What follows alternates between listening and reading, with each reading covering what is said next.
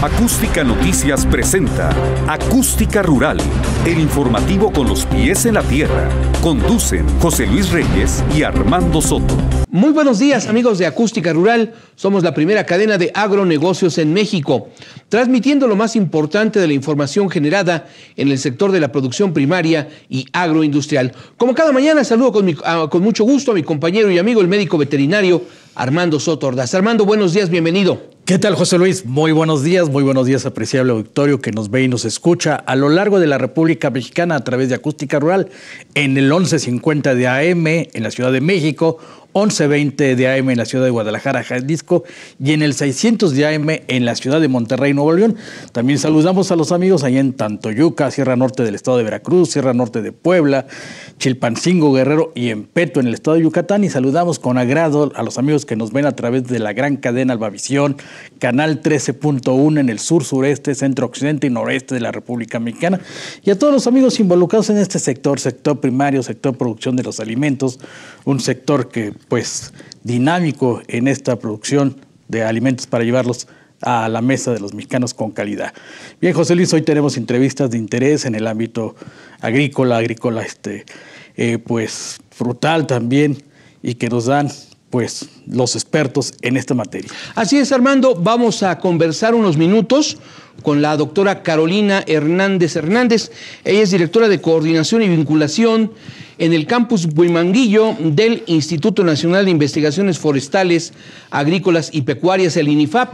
Vamos a Tabasco porque en ese estado de la República la producción de cacao es una actividad muy importante. ¿Cómo se vincula la investigación, los trabajos que realiza el INIFAP con la producción, directamente con los productores de este importante grano? Doctora Hernández, muy buenos días allá en Tabasco. Gracias por aceptar nuestra llamada.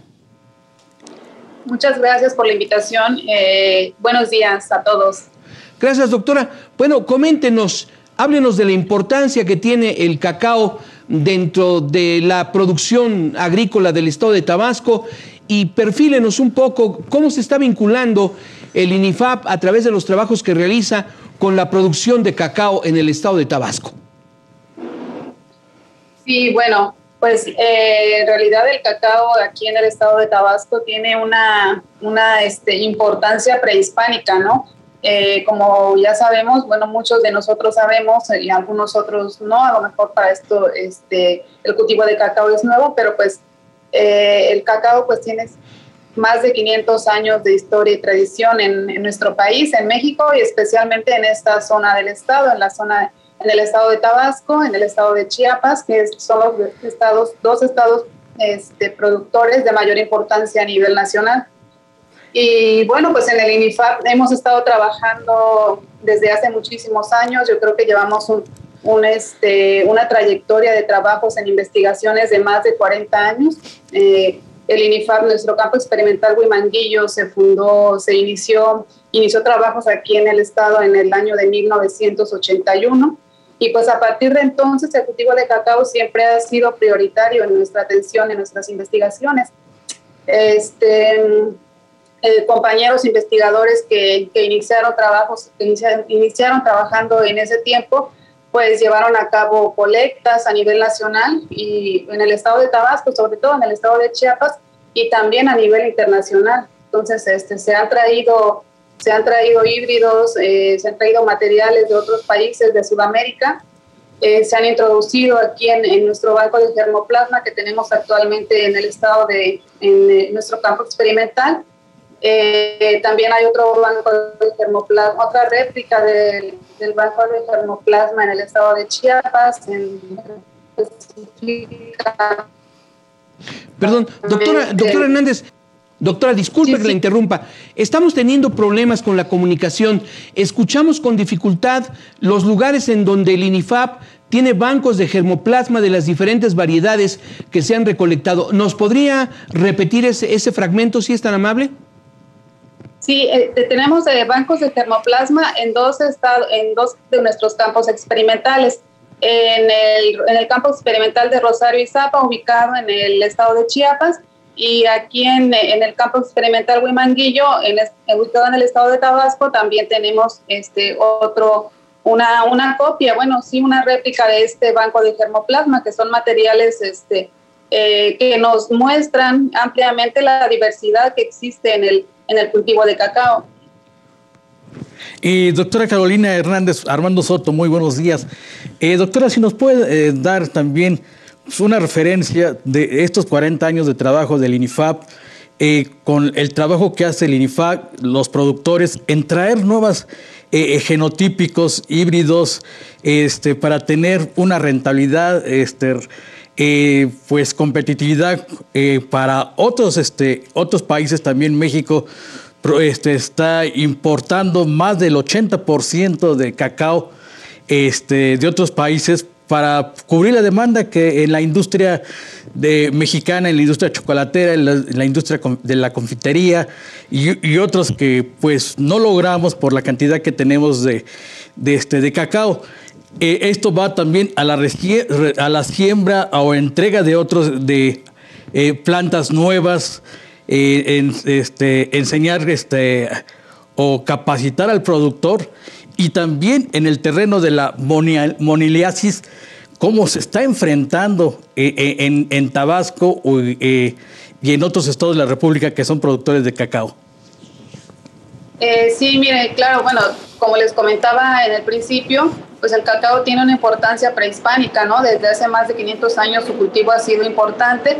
Después, en épocas, cuando a partir de la conquista, pues esto también repuntó. Ellos se dieron cuenta de la importancia que tenía este cultivo en este lado del mundo, y bueno, empezaron a cultivarlo de forma económica. También se expandió a países como Estados Unidos, Europa.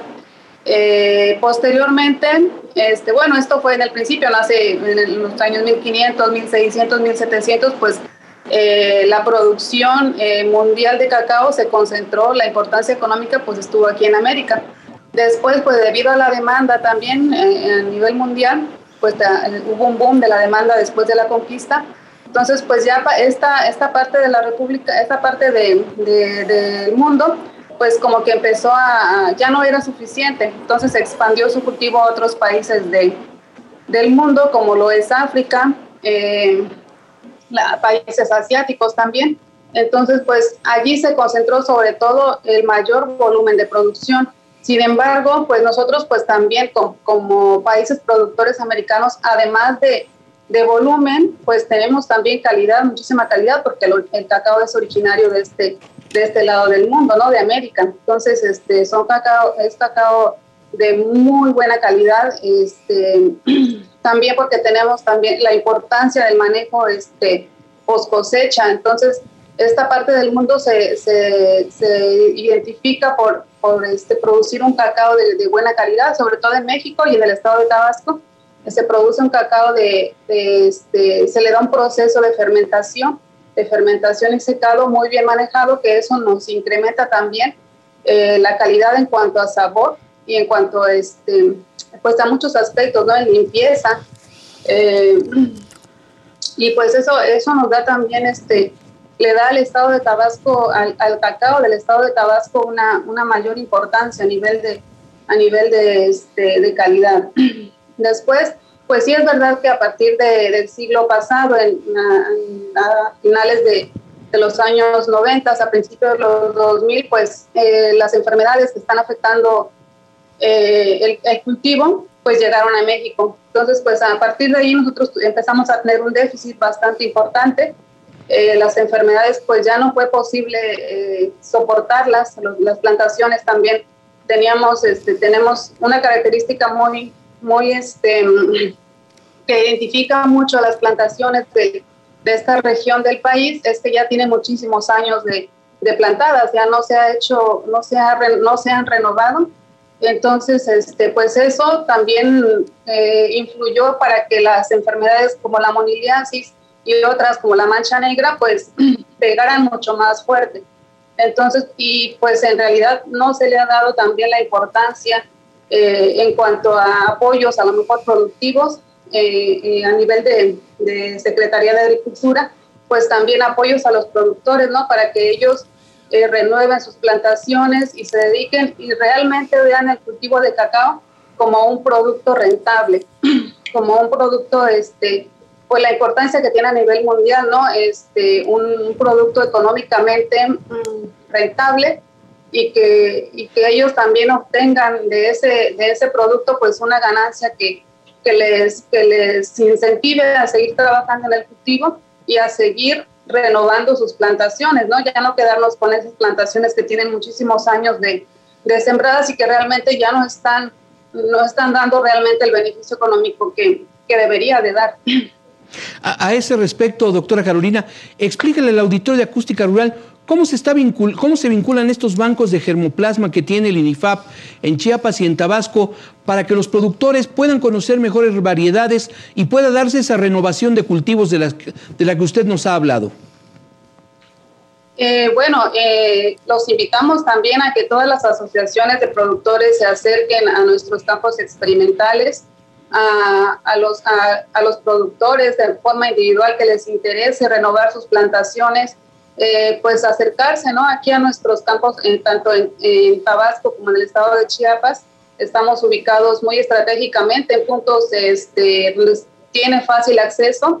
Me refiero en cuanto a transporte, entonces no estamos tan alejados y pues es fácil acceder a nuestras instalaciones, que se acerquen aquí a la dirección de vinculación, a las jefaturas de campo o también a los investigadores responsables de los bancos de germoplasma aquí que tenemos en el INIFAP, que ellos si tienen interés en renovar sus plantaciones, pues que nos soliciten, nos hagan llegar su solicitud y pues a través de un contrato de servicios quizás pues podemos nosotros apoyarles o asesorarles y además de darles la planta, ¿no? Asesorarles para que sepan ellos qué variedades o qué manejo también pueden darle a su plantación para que en el futuro, sabemos que el cacao es un cultivo perenne, no es un árbol, en el plazo de a lo mejor 5 o 10 años, pues les represente un producto realmente rentable. Doctora Carolina, ¿nos permite unos instantes? Vamos a escuchar a los patrocinadores de Acústica Rural y seguimos conversando de este tema con usted, por favor. Claro que sí. Gracias. Estamos en Acústica Rural, la primera cadena de agronegocios en México, transmitiendo esta entrevista con la encargada del Departamento de Vinculación del INIFAP allá en Tabasco. Recuerde, estamos en radio a través de las frecuencias de acústica en diferentes partes del país, en televisión a través de la gran cadena Albavisión y, por supuesto, también en redes sociales a través de la página de Acústica Noticias en Facebook y también en YouTube. Vamos a una pausa, regresamos enseguida.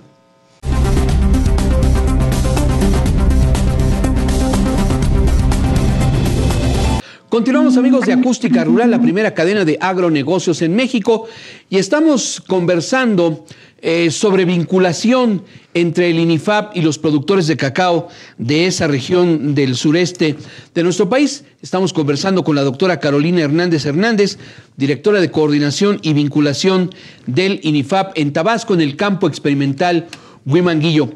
Doctora Hernández, coméntele al auditorio de Acústica Rural cuántas variedades ha desarrollado el INIFAP, cuáles son las que mejor se adaptan a las condiciones del estado de Tabasco, del estado de Chiapas, y de qué manera los productores pueden establecer estos contactos de servicio de los que usted nos habló. Nosotros en el INIFAP tenemos actualmente ya una selección de híbridos que realmente tienen, además de que se destacan por su calidad, ya también se destacan por su resistencia a enfermedades, manejo de plagas y enfermedades como la moniliasis o como la mancha negra, y además de que son altamente productivos. Entonces, pues tenemos un amplio catálogo de selecciones. Actualmente, pues estamos trabajando en un proyecto de mejoramiento es un proyecto productivo que pretende que a partir de esos híbridos que ya nosotros tenemos seleccionados, pues se haga una propagación a nivel de vivero y estemos generando de ese banco de germoplasma, de esas plantas madre, jardines clonales, porque el cacao, pues estas variedades se recomienda propagar a través de injerto. ¿Para qué?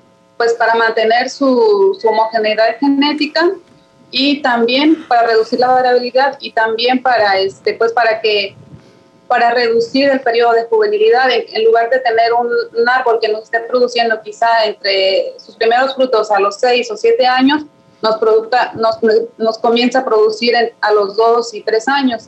Entonces, nosotros estamos trabajando en precisamente este año inicia ese proyecto de establecimiento de jardines clonales para en el futuro también contar con una oferta de varetas portayemas para iniciar con una propagación masiva a nivel nacional. Doctora Carolina, y si nos puedes hablar sobre también esta variedad que ustedes han desarrollado e investigado a lo largo de muchos años en resistencia a varias enfermedades, en resistencia también a las condiciones meteorológicas de esos estados del trópico mexicano, esa variedad olmeca que ustedes la tienen y ya plantada, ya se está también pues, en coordinación con ustedes y los productores. Sí, tenemos la variedad olmeca, que es una variedad bastante resistente a moniliasis, bastante productiva. En cuanto a calidad, hemos hecho evaluaciones sensoriales. El investigador responsable de este híbrido del Banco de Germoplasma aquí en el estado de Tabasco, pues él ha estado haciendo evaluaciones a nivel internacional con catadores internacionales. Entonces ya tenemos esta variedad bien con su calidad, con sus características de calidad sensorial bien definidas. Además, otra cosa importante también, en los últimos años el cacao, además de su valor alimenticio, se le está dando un valor adicional, que es los beneficios que se generan a nivel de salud. El cacao es un fruto, es un producto que se caracteriza por su alto contenido de compuestos fenólicos, que son compuestos antioxidantes, que tienen muchísimos beneficios en las diferentes enfermedades de importancia actual, como la diabetes, el Alzheimer, a nivel del corazón, las enfermedades del corazón, hipertensión. Entonces, tiene muchísimos beneficios los compuestos que contiene el grano de cacao y pues finalmente lo que es el chocolate, ¿no? Entonces, además de diferenciarse por su calidad sensorial, pues estos híbridos de cacao también tienen importancia en la salud. Doctora Carolina Hernández, directora de Coordinación y Vinculación del INIFAP allá en Tabasco, coméntenos algo respecto a el INIFAP. Contribuye, ayuda, orienta a los productores en la cuestión comercial, porque sabemos que también este es uno de los principales problemas que tienen los productores de cacao, el hecho de que no tienen acceso a veces a los grandes mercados internacionales o no se tiene el volumen suficiente. ¿Qué nos comenta a ese respecto, doctora? Claro que sí, también estamos trabajando dentro de un proyecto a nivel nacional. Se está manejando una estrategia de acompañamiento técnico, que se está allí dando acompañamiento, asesoría técnica a extensionistas y productores en diversos cultivos, y uno de ellos precisamente es el cacao, que tiene, pues como ya lo sabemos, importancia aquí en el estado, importancia económica. Y pues uno de los aspectos que, como yo mencionaba en una parte de la entrevista, pues es la baja rentabilidad que tiene el cultivo para el productor, ¿no? Porque pues aquí la mayor ganancia pues se la está llevando la industria, la verdad que pues hay que decirlo. Entonces pues nosotros también pretendemos que a través de esta estrategia de acompañamiento técnico, pues los productores a lo mejor tengan conocimiento de los nuevos mercados que puede tener el cacao, y ellos directamente puedan comercializar a nivel de, si ellos quieren a nivel de finca o a nivel de pequeñas asociaciones, ¿no? Para que pues le den este valor agregado en cuanto no solo al cultivo, y ellos como normalmente a lo mejor lo suelen comercializar, que es en grano fresco, sino que además le den el manejo post cosecha y obtengan un grano de buena calidad, para que ellos puedan acceder a mercados directamente a nivel internacional. Entonces, estos mercados pues puedan darle un precio justo, como se está haciendo, se ha estado trabajando desde hace muchos años en el caso del café, pues que también esta estrategia pueda llegar al cacao. Doctora, ¿en dónde están esos nuevos mercados? que ustedes han detectado? Estos mercados pues están sobre todo en Europa y en Estados Unidos. Países, bueno, también México, obviamente. Nosotros somos, como usted lo comentaba, pues somos importadores realmente de cacao, ¿no? Un 80% del cacao se importa de Sudamérica, de África. Tenemos un déficit en la demanda, entonces pues con este proyecto de renovación de plantaciones, pues pretendemos que también los rendimientos y los volúmenes de producción se incrementen en nuestro país y podamos estar en condiciones de ofrecer, además de calidad, ofrecer volumen y satisfacer el mercado mexicano. Doctora Carolina Hernández, si nos puedes comentar, hoy en día en varias ciudades de la República, ¿sí? Y también donde hay ciudades donde se genera turismo, el cacao está también hoy en día en las cafeterías. Yo te preguntaría, hoy en día, ¿cómo está evolucionando esta industria del cacao? ¿Cómo se está trabajando con las diferentes empresas? Y ustedes también, como institución de investigación, ¿qué están aportando en todo este proceso? Pues sí, es verdad que el cacao también como agroturismo tiene un gran potencial. Entonces, aquí en el estado de Tabasco, pues las fincas cacaoteras ofrecen, además de sus productos, pues recorridos a sus fincas, recorridos a turistas, para que ellos vean el proceso, que es un proceso bastante interesante. Entonces, los turistas que vienen de Europa o de Estados Unidos, pues se muestran muy interesados en conocer lo que es este cultivo de importancia tropical y que no se ve fácilmente en sus países, ¿no? Entonces, es un mercado, esta parte del turismo pues tiene potencial para explotarse y además de lo que se está haciendo, pues creo que puede también mejorarse, tiene gran potencial, así como también pues nuestros campos experimentales pueden ofrecer y podemos ofrecer recorridos a personas o a agencias a través de, o sea, vincularnos, sí nos gustaría vincularnos un poco a las agencias de turismo para que pues ellos pudieran traer a sus visitantes a recorrer nuestros bancos de germoplasma y pues también nosotros beneficiarnos como pues poder darles mantenimiento a los bancos de germoplasma que luego están un poco abandonados por falta de recursos. Y pues a lo mejor esta vinculación sí haría falta y nos beneficiaríamos ambos lados de tanto ellos como para que sus turistas les den un atractivo adicional y nosotros pues como institución que también pues es la importancia que tiene, ¿no? a nivel económico, a nivel alimenticio y a nivel cultural. Doctor Hernández, aparte de la variedad olmeca, ¿qué otras variedades están manejando en los campos experimentales allá en Tabasco y Chiapas? ¿Y hay en puerta nuevas variedades que sean más rentables, más resistentes, sobre todo por esas condiciones del cambio climático? Sí, nosotros tenemos una colección de más de 100 híbridos, pues que están en estudio. La verdad que se ha estudiado poco, se ha explotado poco. Y pues ahorita las variedades que están registradas en el Servicio Nacional de Inspección de Semillas y que tenemos el título de obtentor, pues son solamente 6. Tenemos 6 aquí en nuestro campo experimental que ya contamos con el título de obtentor y otras tantas también en el campo experimental de Rosario y Zampa que también cuentan con título de obtentor y pues seguimos trabajando en que nuestras variedades también estén, además de que tienen la calidad, sí, pero pues que también estén protegidas por el Servicio Nacional de Inspección de Semillas. Doctora, y por otra parte, ¿qué están haciendo ustedes? Permítame insistir en esta pregunta que hace rato le planteó Armando. ¿Qué están haciendo ustedes para mejorar las calidades genéticas en cuanto a plagas y enfermedades, volverlas más resistentes? Pues está trabajando también, la verdad que igual hemos tenido poco financiamiento, pero pues lo poco que tenemos sí se está aprovechando para llevar a cabo estudios a nivel de campo, en resistencia a enfermedades, en resistencia también a las condiciones climáticas. Sabemos que tenemos en los últimos años un clima bastante cambiante, ¿no? Bastante oscilante entre bajas y altas temperaturas, entonces pues la producción de cacao también se está viendo afectada por esas condiciones.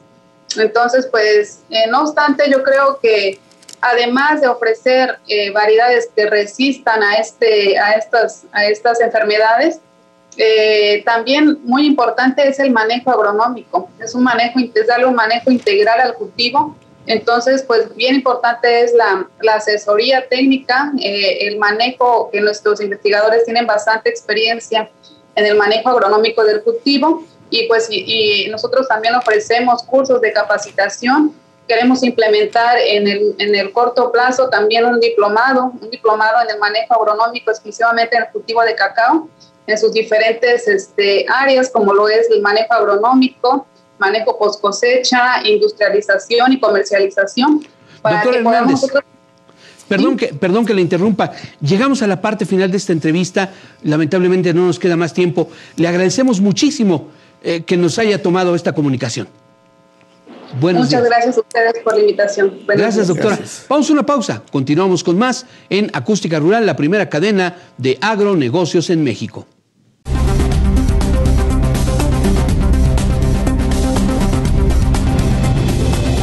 Seguimos adelante, amigos de Acústica Rural, la primera cadena de agronegocios en México. Y bien, vamos a platicar unos instantes con el doctor Roberto Ignacio Márquez, académico de la Facultad de Medicina Veterinaria y Zootecnia de la Universidad Nacional Autónoma de México. Él ha estado muy ocupado en asuntos que tienen que ver con mejores condiciones para la ganadería productiva en México, sobre todo para pequeños y medianos propietarios. Y en esta ocasión vamos a hablar de cómo está afectando el cambio climático a la alimentación del ganado en México y evidentemente qué soluciones proponen los especialistas para terminar con este problema. Roberto Ignacio, muy buenos días. Gracias por tomar la llamada de Acústica Rural. Al contrario, muchísimas gracias como siempre por la invitación y aquí estamos a sus órdenes. Gracias, Roberto. Coméntale al auditorio de Acústica Rural de qué manera el cambio climático está afectando la actividad ganadera en nuestro país. Claro, una de las principales preocupaciones de este nuevo siglo precisamente son todas estas alteraciones asociadas al cambio climático. Y específicamente en cuestión de la ganadería se espera, y de hecho ya se están presentando algunos factores que son importantes de mencionar. Uno de ellos tiene que ver con el cambio de precipitaciones y alteración en la forma de los periodos, en cómo está lloviendo en cada uno de nuestros agustaderos. Los climáticos cada vez se presentan con mayor intensidad, como pueden ser, por ejemplo, las heladas o las sequías. Y la tercera, que también es una cuestión importante y que afecta a la ganadería, pues son cambios en la forma en cómo se están transmitiendo las enfermedades y la aparición de enfermedades en lugares donde antes no había. Esto principalmente asociado a vectores. En este sentido, pues la ganadería es quizás una de las principales actividades económicas que más se pueden ver afectadas precisamente por estas alteraciones relacionadas al cambio climático. Roberto Ignacio Márquez, Armando Soto, muy buenos días. Roberto, si nos puedes platicar también, la ganadería es una de las principales productoras de gases metano, ¿sí? La alimentación, los granos, pero enseguida el productor se debe adaptar a esos cambios climáticos que hoy pues tiene el mundo, pues como tú dices, alteraciones meteorológicas, heladas tempranas, heladas tardías, nevadas, lluvias grandes en precipitaciones, aires y también otros fenómenos que vienen involucrados a la alimentación de la ganadería. Pues vemos un animal de 650, 700 kilogramos, hoy en la ración, en la dieta, es un porcentaje alto en granos y otro en forrajes. Se debe adaptar el productor, se debe hacer esos cambios para mitigar. Claro, por supuesto, y de hecho muchos productores ya lo están haciendo, ¿no? Como bien lo mencionabas, una de las principales actividades que más ha vinculado estos aspectos de cambio climático pues son las actividades ganaderas. Sin embargo, pues de la misma forma en cómo se han culpado o se han responsabilizado las actividades ganaderas como responsables de emisiones de gases de efecto invernadero, pues al mismo tiempo la ganadería ofrece algunas alternativas que nos permiten hacer más eficientes los sistemas de producción y favorecer la restauración de los ecosistemas que nos permitan entonces almacenar mayor carbono, ya sea en forraje, en suelo.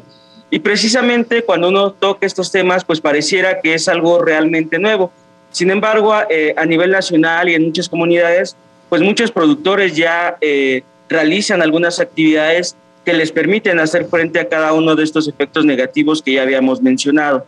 Actividades tan sencillas y tan cotidianas que para muchos del auditorio ya las reconocen, como puede ser la suplementación en pastoreo, el almacenamiento de forraje a través de ensilados, zonificados, un balanceo correcto de la dieta, sistemas de pastoreo rotacional, pues son actividades que se han estado presentes pues dentro de este crecimiento de la ganadería y que también tienen efectos justamente para poder adaptar y para poder hacer más resilientes a cada uno de los sistemas de producción que tenemos en México ante los efectos negativos del cambio climático.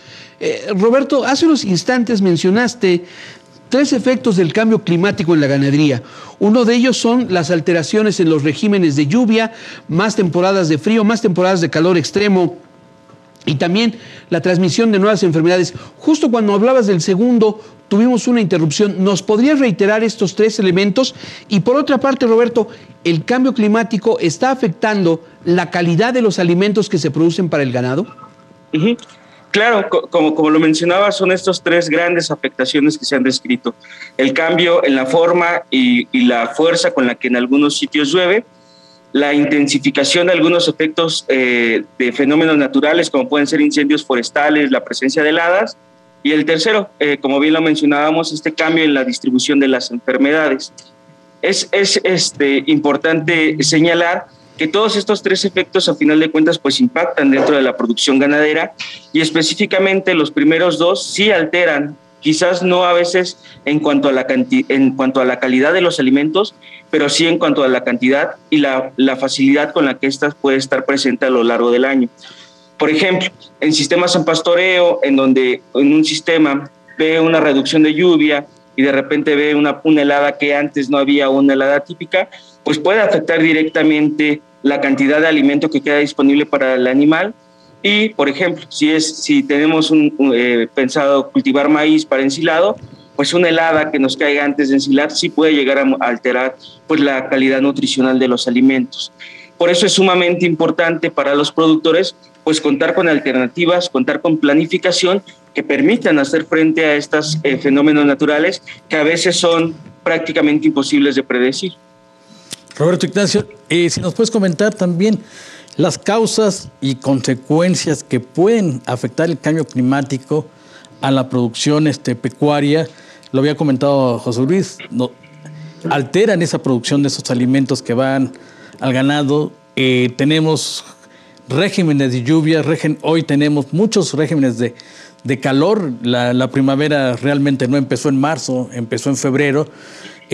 La polinización, los factores también fitogenéticos que hay dentro de la producción vegetal, la producción también de productos hormonales que hay dentro de la alimentación. ¿Esto nos puede afectar? Claro, y afecta de múltiples formas, ¿no? Considerando que los sistemas de producción ganadera pues son justamente esos sistemas, y que muchas veces, dependiendo de la forma en cómo se esté realizando la producción, pues va a ser más o menos dependiente de estos efectos negativos del cambio climático.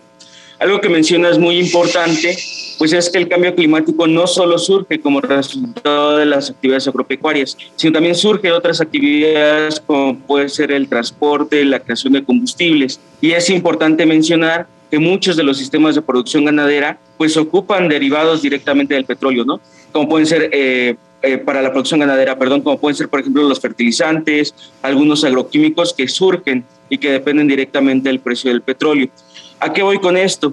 A que aunado a las afectaciones que nosotros tenemos de manera directa por estos 3 grandes efectos del cambio climático, pues a veces también los productores se ven afectados por cuestiones indirectas relacionados a algunos orígenes que dan este cambio climático, como puede ser la producción del petróleo.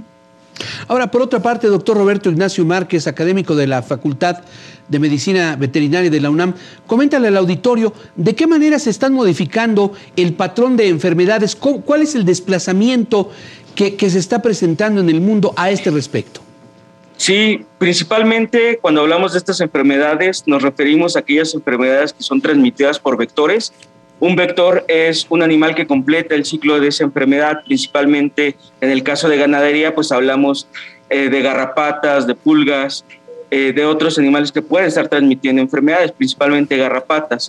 Se ha visto que a través de alteraciones de cambio climático, pues la distribución de las garrapatas pues puede ser diferente en algunas zonas y cada vez se están presentando garrapatas en sitios donde antes en teoría no debería de haber. Otro ejemplo muy claro a veces es con cuestiones de rabia paralítica, donde el vector, que en este caso es un murciélago, pues empieza a presentar en zonas donde antes no había. Esto complica mucho el manejo y complica todavía más considerando pues que cada vez los sistemas agropecuarios están más conectados con otros. Entonces es más sencillo adquirir, por ejemplo, un semental o un vientre que pudiera tener por ahí alguna infestación con garrapatas y que por cuestiones del cambio climático en esta ocasión se logren establecer en ese sitio donde antes no existían. Y esto obviamente pues trae consigo la presencia o la posible presencia de algunas enfermedades.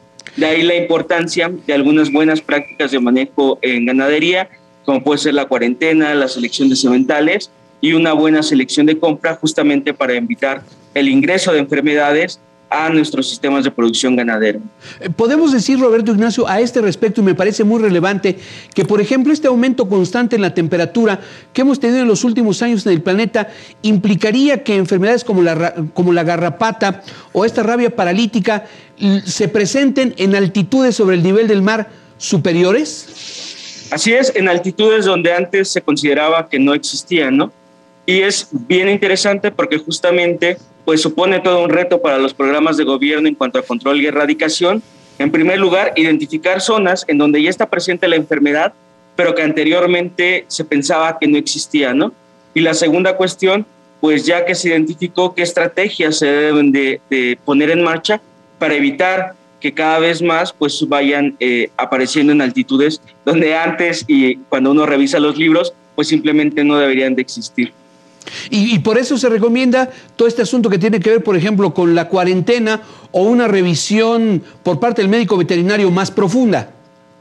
Así es. Algunas buenas prácticas pues tienen que ver esta cuestión de cuarentenar a los animales, de la solicitud de las visitas de los médicos veterinarios para garantizar que todo se encuentre en orden, el papel que tienen también algunos colegios veterinarios y el papel que tiene pues en algunos casos el gobierno para garantizar que durante el transporte pues tampoco vayan cayendo algunas garrapatas en el camino, y prácticas que pueden hacer el productor tan sencillas como simplemente a veces dejar de prestar los sementales, que pueden ayudar también a mantener un control sobre las enfermedades que ya están presentes en la zona. Así es, Roberto, pues ya vemos garrapatas en el estado de Morelos, estado de México, y antes pues estaban abajo del estado de Morelos, pero ahora ya las tenemos aquí y casi llegando a la Ciudad de México. En algunos lugares se presenta de la Ciudad de México. Uh-huh. Sí, y es bien interesante porque estos reportes de garrapatas pues ya habían existido. Se sabe que justamente desde la época prehispánica, pues algunos animales de fauna silvestre que llegaban a Tenochtitlan, pues traían garrapatas. ¿Cuál era el detalle? Que las garrapatas acá no podían establecer su ciclo de vida. Pero ahora, por estos cambios en los patrones de temperatura y de precipitación, una garrapata que pudiera llegar a un sitio, pues es más fácil que se establezca, que se reproduzca y que logre una infestación exitosa a más ganado. Roberto Ignacio Márquez, ¿nos permites unos segundos, por favor? Vamos a unos mensajes. Por supuesto. Y continuamos platicando de este tema. Está usted en Acústica Rural, la primera cadena de agronegocios en México, transmitiendo por radio a través de las frecuencias de Acústica, Ciudad de México, Guadalajara, Monterrey, norte de Veracruz, norte de Puebla, Yucatán, Guerrero y otras entidades, también en televisión a través de la gran cadena Albavisión y en Facebook a través de Acústica Noticias. Regresamos enseguida.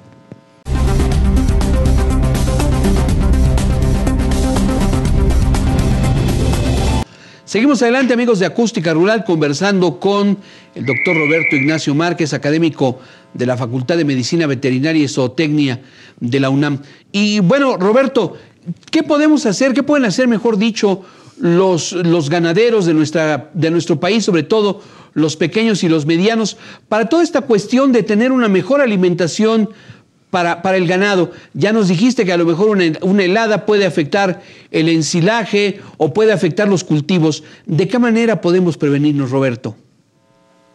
Claro, existen algunas estrategias que ya se han puesto en marcha en algunas comunidades campesinas y que precisamente pues responden a estas cuestiones de cambio climático.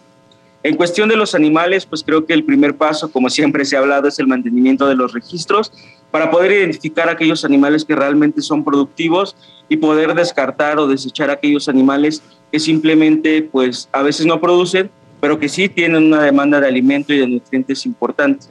Otro punto importante de seleccionar pues es establecer un cronograma con ayuda de algún profesional, un médico veterinario, un ingeniero agrónomo, para conocer cuáles son los recursos forrajeros con los que cuenta la región, en qué épocas del año se encuentran estos recursos y con base en eso poder empezar a hacer un calendario que nos permite identificar en qué zonas, en qué épocas del año tenemos más alimento y por ende en qué épocas del año podemos guardar alimento para estas épocas de sequía. Relacionada con la producción agrícola también hay algunas alternativas, pues el uso de semillas locales. También muchas de estas semillas pues se encuentran adaptadas a precipitaciones bajas, que a veces son incluso o tienen mejores rendimientos que una semilla pues mejorada cuando no se selecciona de manera adecuada. El establecimiento de programas de pastoreo también es una cuestión sumamente importante que nos permite pues abaratar los costos, que nos permite garantizar que los animales se encuentren con alimentación presente a lo largo del año y con base en todo esto pues establecer algunas acciones dependiendo de la particularidad de cada unidad de producción animal para poder llevar a cabo acciones que me permitan responder y atender las necesidades específicas de cada sitio. Puede haber algunos sitios que quizás lo que más les falta es el agua, en donde uno pues puede establecer acciones para almacenamiento y cosecha de agua. A lo mejor en otros casos el punto débil es la alimentación y hay que almacenar y hay que rebalancear las dietas. Quizás en otros las enfermedades son uno de los problemas. Entonces, dependiendo cuáles son las principales afectaciones que tiene cada sitio, pues afortunadamente existen propuestas de solución que en compañía con un médico veterinario, con un ingeniero agrónomo o tecnista, pues se pueden llevar a cabo para subsanar estas deficiencias.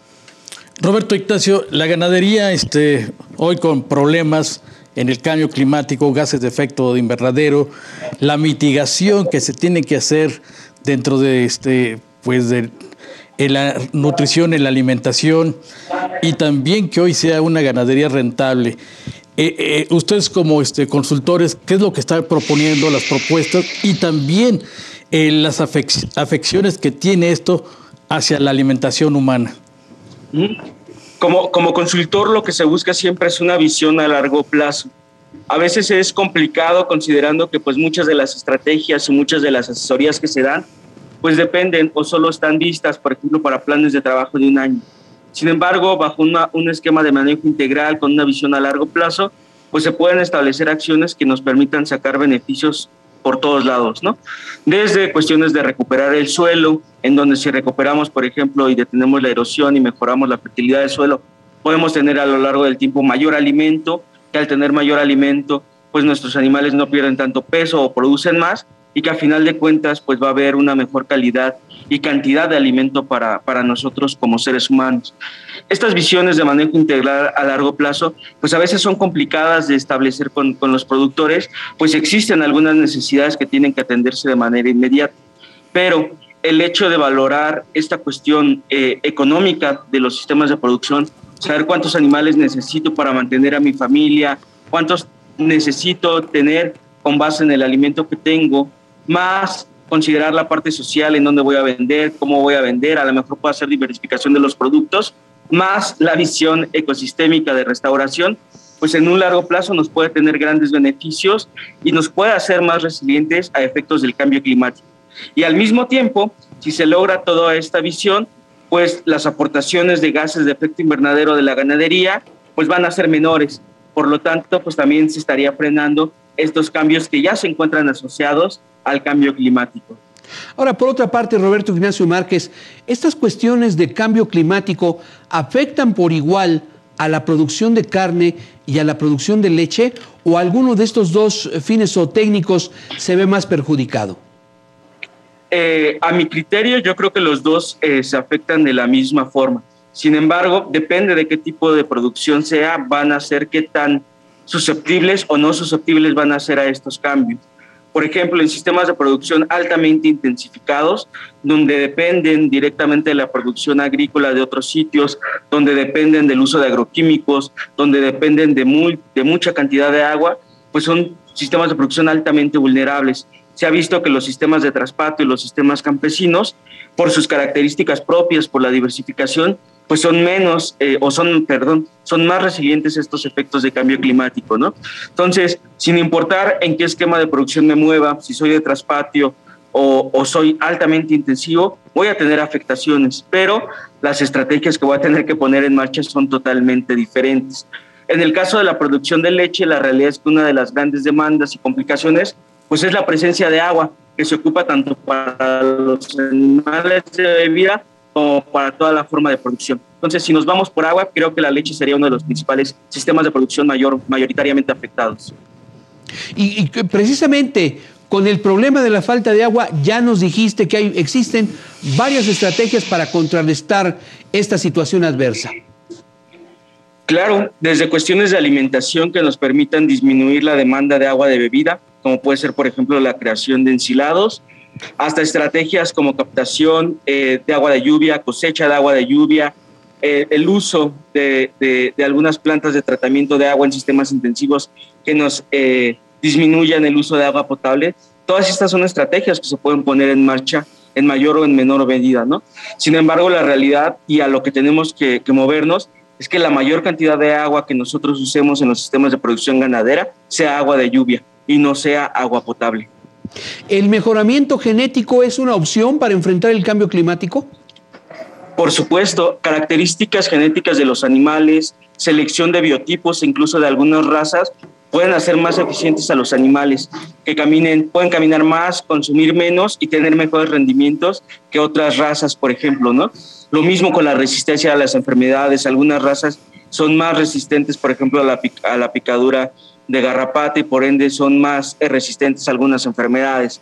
Entonces, dependiendo de la zona, la selección genética, la reproducción, la alimentación, el manejo, pues son elementos que son pilares de la zootecnia, pero que pueden orientarse directamente hacia una producción animal sustentable. Roberto, en México teníamos antes, hace unos años, la producción de animales grandes, Holstein, Belgian Blue, y otros animales que pesaban arriba de 600, 700 y vacas también. Hoy se prefiere ya dentro de la ganadería mexicana un hato pequeño como razas europeas. Sí, claro, e incluso pues dentro de algunas razas, por ejemplo en México, a pesar de que tenemos por ejemplo algunas Holstein, pues dentro de las Holstein tenemos algunos biotipos que pueden ser de mejor adaptación a algunas zonas. Entonces, también, ¿no? El hecho de utilizar razas que son criollas, que muchas veces algunas personas las desprecian porque no son aquellas grandes razas que nos ven en revista, pero que de manera productiva pues a veces responden mejor porque están adaptadas directamente a cada una de las zonas en las que nosotros nos encontramos. Roberto Ignacio, hace rato lo mencionaste cuando te preguntaba si se afectaba más la producción de carne o leche y lo perfilaste muy bien. Los mayores afectados serían las grandes productoras de ganado. A este respecto, ¿implicaría un fuerte golpe a estas empresas productoras de carne y productoras de leche que se encuentran ubicadas principalmente en el norte del país? Por supuesto, porque ante un recorte, por ejemplo, de agua o alguna política que empiece a limitar el uso del agua, pues va a ser lógico en algunos casos pues limitar el uso de actividades agrícolas y ganaderas antes que limitar el uso del agua hacia la población humana. Entonces, estos sistemas de producción pues son altamente dependientes no solo al agua, sino también al cultivo de alimentos de otras zonas del país, al uso de agroquímicos, que ante justamente estos cambios pues puede tener afectaciones sumamente graves y que al estar confinados pues también todo lo que consumen, todo lo que beben pues depende directamente del exterior, cosa que no pasa en sistemas en pastoreo. Ahora, hemos hablado casi exclusivamente de la producción de ganado bovino para carne y para leche. Otras especies altamente comerciales, me refiero concretamente a porcinos y aves, ¿también se pueden ver afectadas? Por supuesto, y de hecho ya es una de las principales, la industria porcícola y la industria avícola pues quizás son todavía más dependientes directamente de estos afectaciones del cambio climático. Estas granjas enormes que tenemos en Yucatán, pues no solo ocupan agua para la bebida de los animales, también se ocupa para la aspersión, para mantener una temperatura adecuada en las naves. Si las temperaturas son cada vez más extremas, el uso del agua también va a tender a ser mayor para mantener el confort de los animales. Entonces, a final de cuentas, estos esquemas de producción altamente intensivos, pues sí, son altamente también dependientes de qué tan estables son los ecosistemas. Y sabemos a través del cambio climático que la estabilidad de estos ecosistemas pues también puede estar comprometido en algunos años, lo que va a implicar en algunos años que estas granjas o tengan que adaptar la forma en cómo están produciendo o tengan que mudarse a zonas en donde puedan atender sus necesidades específicas. Lo mismo ocurriría con las aves. Lo mismo ocurriría con las aves. Bien, pues doctor Roberto Ignacio Márquez, académico de la Facultad de Medicina Veterinaria y Zootecnia, muchísimas gracias por esta entrevista, Roberto. Al contrario, muchísimas gracias a ustedes y a todo el auditorio y quedo al pendiente si existen dudas. Muchas gracias y buenos días. Gracias a Roberto Ignacio Márquez. Pues ahí está el panorama, Armando. No únicamente la producción de ganado bovino, porcinos y aves, que son las 3 especies de mayor importancia comercial en México, pueden verse afectadas seriamente por el cambio climático. Así es, José Luis. La avicultura es una de las ganaderías más altas, tecnificadas, una de las ganaderías que consumen más granos en México. La porcicultura, pues tenemos monogástricos funcionales que desechan el grano íntegro y también afectan ese cambio climático. La producción de carne, nosotros ahorita somos el 12º lugar, en la producción de carne de cerdo, 3er lugar en la producción de avicultura en huevo y carne de pollo, José Luis. Estamos también en esos momentos de ver qué es lo que se está haciendo los investigadores, los que trabajan en esto, pues buscando soluciones. Bien, pues estamos llegando a la parte final de Acústica Rural. Armando, muchas gracias. Gracias, José Luis. Excelente día y provechoso. Y como siempre, apreciamos muchísimo la colaboración del equipo técnico y de producción de Acústica Rural. Recuerde, nos encuentra en radio, en televisión y también a través de la página de Acústica Noticias. Que tenga usted excelente día. Muchas gracias.